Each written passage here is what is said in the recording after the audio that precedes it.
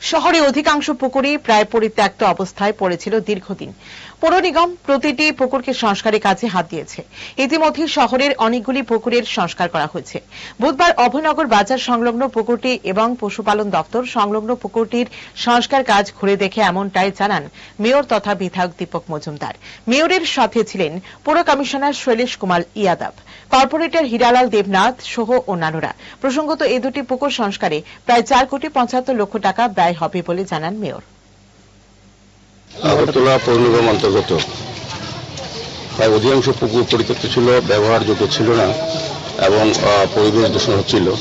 আমাদের সরকার আসার পর এবং আমাদের পৌর নিগম দায়িত্ব নেওয়ার পর স্মার্ট সিটি এবং পৌর নিগম পূর্ত দপ্তর নগর দপ্তর মিলে শহরে পরিত্যক্ত পুকুরগুলিকে সংস্কার করে জনগণের কাছে ব্যবহারযোগ্য করার কাজ শুরু হয়েছে।